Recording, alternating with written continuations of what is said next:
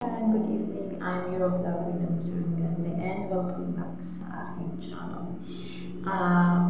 So it's been a month since nag-email sa akin si Google AdSense about sa aking PIN code noong last June 2. Pinadala daw niya, nag-mail siya sa akin.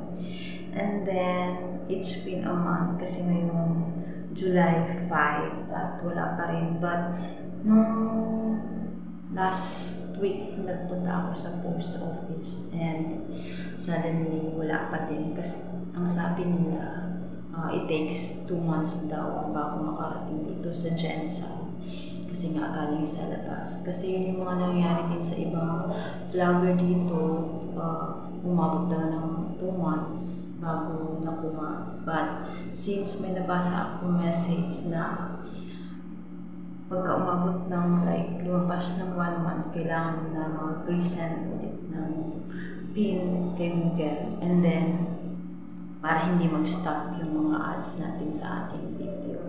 So, ngayon, punta tayo sa ating Google account para mag-resend ulit na to ask the PIN code again to Google AdSense. So, let's go mga kasalanan.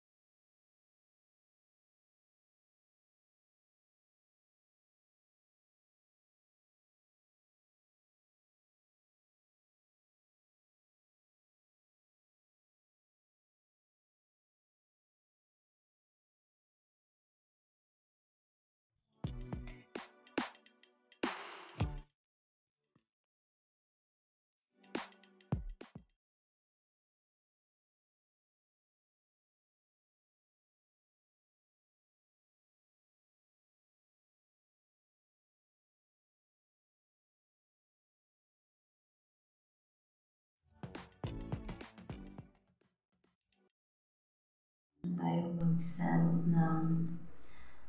mag-resend kay Google AdSense ng PIN code as of today, July 5.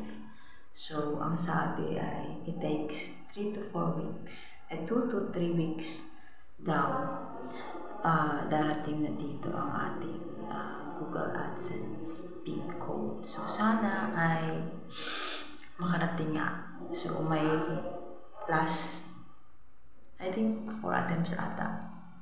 And then, nakapag 1 attempt na tayo. So, may 3 pa ako. So, ayan mga kasalangan. Hopefully, ay dadating nga this month ang ating PIN code para naman makapag-start na tayo makasahod.